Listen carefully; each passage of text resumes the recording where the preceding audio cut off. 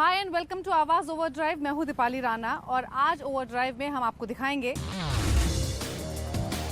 नई Jaguar XE की test drive. Entry sports bike segment में बेहतर कौन, इंजन का कैसे रखे ख्याल, और हमारे एक्सपर्ट टूटू धवन बताएंगे मारुति एस्प्रेसो या रेनो क्विड में कौन सी गाड़ी लेनी चाहिए। वैसे तो दोनों गाड़ियाँ बहुत शोल्डर टू शोल्डर कंपटीशन देती हैं एक दूसरे को। लग्जरी सैलून कार सेगमेंट में एक गाड़ी खरीदने का सोच रहे हैं तो इस सेगमेंट में ढेर सारे ऑप्शंस मौजूद हैं, लेकिन आज हम आपको दिखाएंगे नई जैगुआर एक्सी। पहले के मुकाबले नई एक्सी के लुक्स, फीचर्स, स्टाइल के साथ साथ परफॉर्मेंस में क्या बदलाव किए गए हैं, देखिए इस रिपोर्ट में।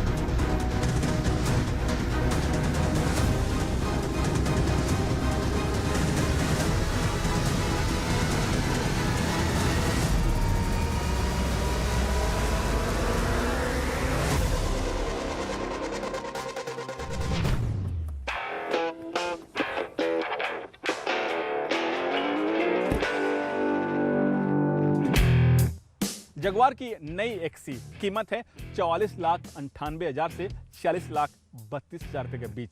आप जो गाड़ी देख रहे हैं वो है जगुआर एक्सी का सेकेंड जनरेशन, जबकि जो इसका फर्स्ट जनरेशन है वो लॉन्च हुई थी फरवरी 2016 में। और 16 से लेकर के अभी तक जगुआर एक्सी का स्पोर्ट्स सैलून सेगमेंट में एक अलग ही पहचान है।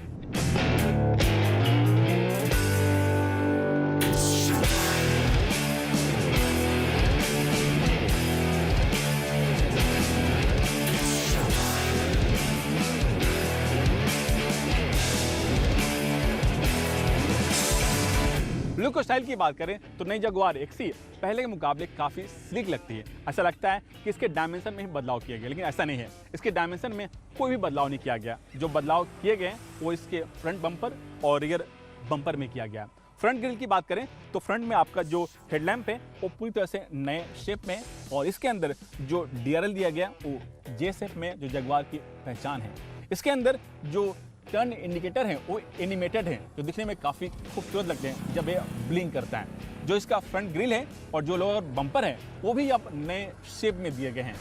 इसका जो पिछला हिस्सा है यानी जो रियर बम्पर है वो पूरी तरह से नए शेप में है और खासकर जो इसका टेल लाइट है उसका जो भी शेप है वो भी नए शेप में दिया गया है। पहले जो इसका टेल लाइट हुआ करता था वो फ्लैट हुआ करता था, अब इसे थोड़ा सा कर्व शेप दिया गया। इस तरह से जो इसका पिछला हिस्सा है वो भी काफ़ी खूबसूरत लगता है। और एक चीज़ और बता दूं, जो इसका डिज़ाइन लैंग्वेज है वो जगुआर की जो F टाइप है उसी के बेस पर इसे भी डिज़ाइन किया गया है।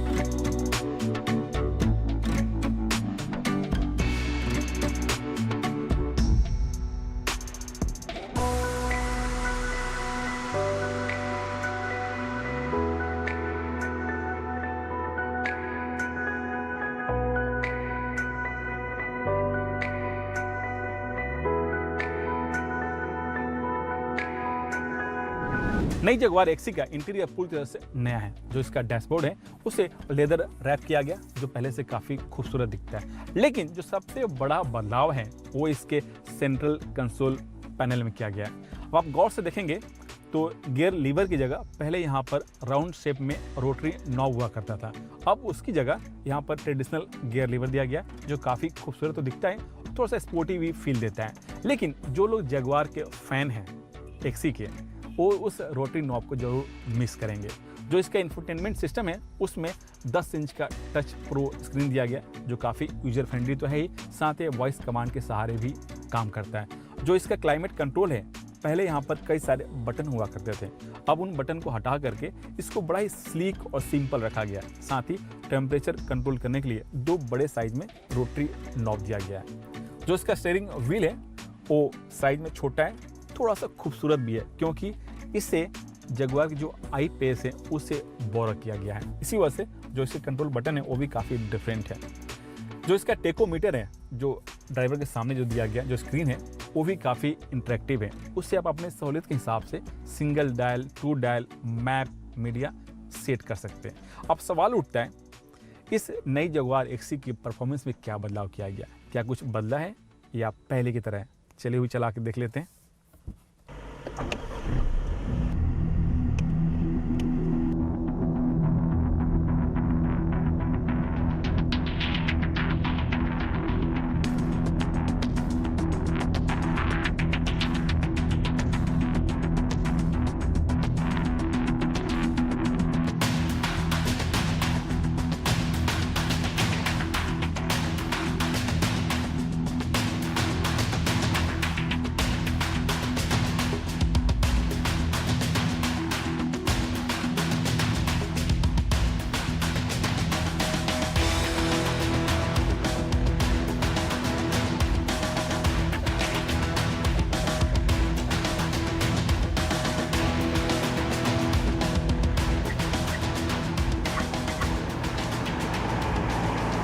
नई जगुआर एक्सी में 2 इंजन के ऑप्शन है, पहला पेट्रोल और दूसरा डीजल, और दोनों में ही 2 लीटर का BS6 इंजन है। मैं जो गाड़ी चला रहा हूँ वो है एक्सी का पेट्रोल वेरिएंट और इसमें 250 bhp पावर देने वाला 2 लीटर का पेट्रोल इंजन है और इंजन 8 स्पीड ऑटोमेटिक गियर के सहारे काम करता है। मैं आपको एक चीज़ बता दूं, इसमें जो गियर ट्रांसमिशन लगे हैं वो ZF कंपनी के, जो पूरी दुनिया में अपनी बेहतरीन ट्रांसमिशन के लिए फेमस है।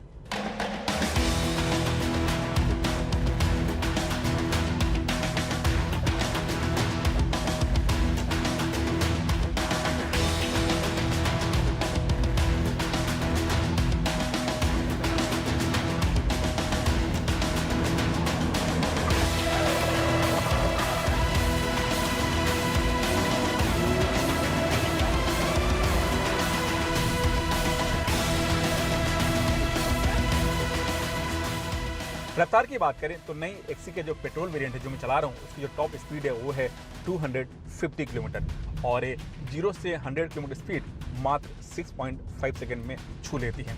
वैसे पावर के मामले में इसमें कोई बड़ा बदलाव नहीं किया गया, लेकिन जो इसका स्टीयरिंग व्हील है उसका डायनेमिक पूरी तरह से नया है और ये चलाने के बाद आपको जरूर फील पता चलेगा ये कितना स्मूथ है और कितना रिस्पॉन्सिव है। नई एक्सी में आपको 4 राइड मोड मिलते हैं। पहला है इको, कंफर्ट और तीसरा है डायनेमिक और चौथा है rain, ice, snow. Mode change होते ही गाड़ी की जो डायनेमिक है वो पूरी तरह से चेंज हो जाती है और मोड चेंज करने के लिए सेंट्रल कंसोल पैनल के निचले हिस्से में एक छोटा सा बटन दिया गया जिसके सहारे आप मोड को चेंज कर सकते हैं। कॉर्नरिंग के दौरान आपको बेहतर डायनेमिक राइड मिले, इसके लिए इसके फ्रंट और रियर दोनों सस्पेंशन के ऊपर काम किया गया ताकि आपको बेहतर स्मूथ राइड तो मिले ही, साथ ही आपको खराब रास्तों में भी डायनेमिक राइड मिले।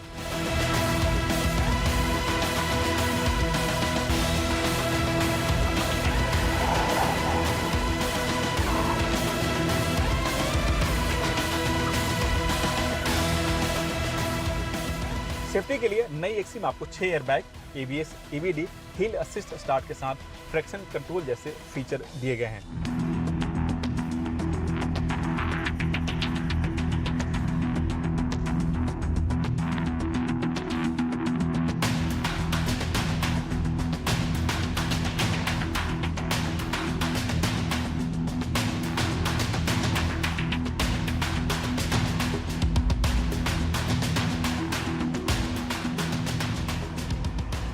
इस तरह से 50 लाख के बजट में अगर आप सलून कार खरीदने की सोच रहे हैं जिसमें आपको स्पोर्ट्स कार की तरफ पावर चाहिए तो नई जगुआर एक्सी आपके लिए बेस्ट ऑप्शन हो सकता है।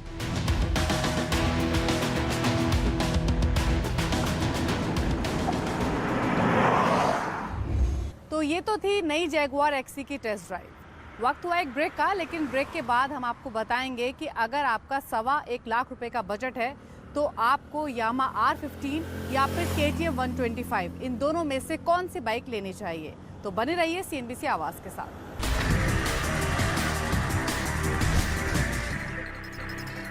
ब्रेक के बाद आपका स्वागत है। आप देख रहे हैं आवाज़ ओवरड्राइव। तो ब्रेक से पहले आपने देखी नई जैगुआर एक्सी की टेस्ट ड्राइव और अब बात करेंगे कम बजट वाली स्पोर्ट्स बाइक की। जी हाँ, अगर आपका बजट कम है लेकिन आप एक स्पोर्ट्स बाइक खरीदना चाहते हैं जो आपको वैसे ही लुक दे, परफॉर्मेंस जिसकी ज़बरदस्त हो, तो ऐसे में दो ऑप्शंस हमने आपके लिए चुने हैं, यामाहा R15 और KTM 125। लेकिन इन दोनों स्पोर्ट्स बाइक में से कौन सी बाइक आपके लिए बेस्ट है, देखिए इस स्टोरी में।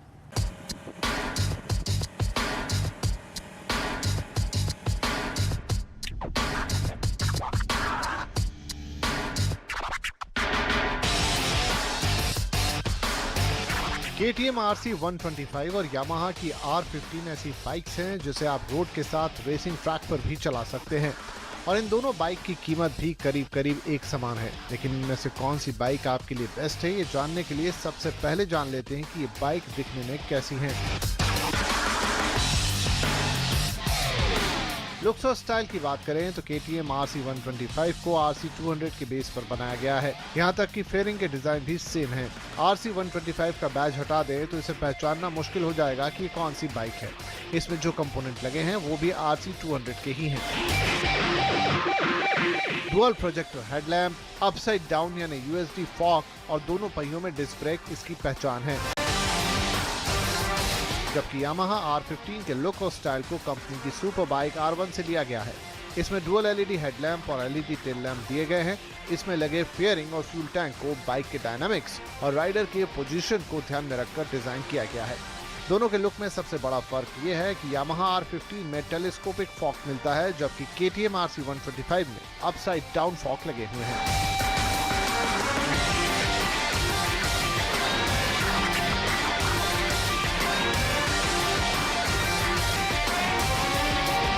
परफॉर्मेंस की बात करें तो दोनों ही बाइक्स में काफी अंतर है। इसके पीछे वजह है KTM RC 125 में 125 सीसी का इंजन लगा है जो 14.5 bhp का पावर देता है, जबकि यामाहा R15 में 155 सीसी का इंजन है जो 19 bhp का पावर देता है। यानी पावर के मामले में यामाहा R15 बाजी मार लेती है। इस पावर की वजह से यामाहा R15 की टॉप स्पीड भी ज्यादा है और 0 to 100 के मामले में भी RC 125 से आगे निकल जाती है, जबकि दोनों ही बाइक्स में 6 स्पीड गियर दिए गए हैं।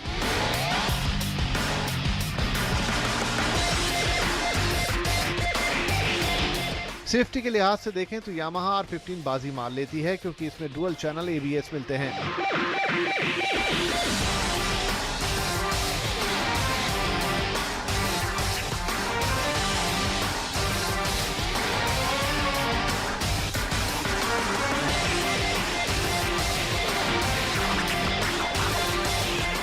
अब सबसे अहम बात कीमत के मामले में कौन सी बाइक सस्ती है, तो इस पैरामीटर पर यामाहा R15 बाजी मार लेती है क्योंकि इसकी कीमत 1,42,000 रुपए है।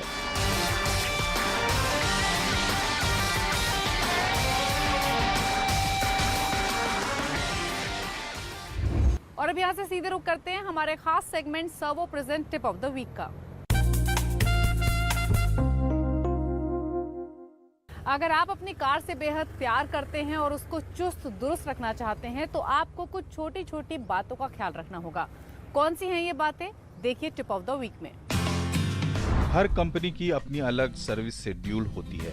कंपनी के शेड्यूल के मुताबिक सर्विस करवानी चाहिए। तय समय पर सर्विस न करवाने से गाड़ी में खराबी आने का खतरा बन जाता है। साथ ही समय पर सर्विस नहीं करवाने से गाड़ी की वारंटी भी खत्म हो जाती है।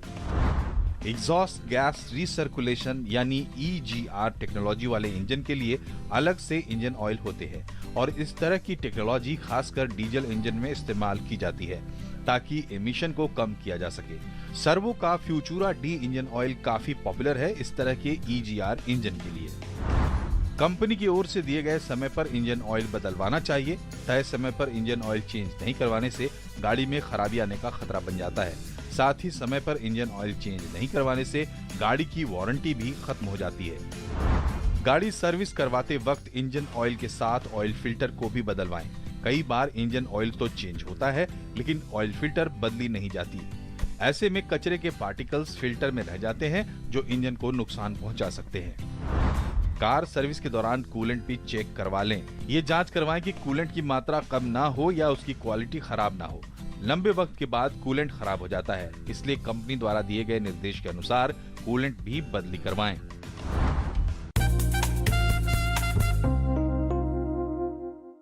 आवाज ओवरड्राइव में वक्त हुआ एक ब्रेक का। ब्रेक के बाद मशहूर ऑटो एक्सपर्ट टूटू धवन आपको बताएंगे कि मारुति एस्प्रेसो और रेनो क्विड में से कौन सी गाड़ी आपको लेनी चाहिए। साथ ही जो तमाम सवाल आप हमें फेसबुक पेज पर भेजते हैं आवाज ओवरड्राइव के, उनको भी करेंगे शामिल। जल्द वापस आते हैं।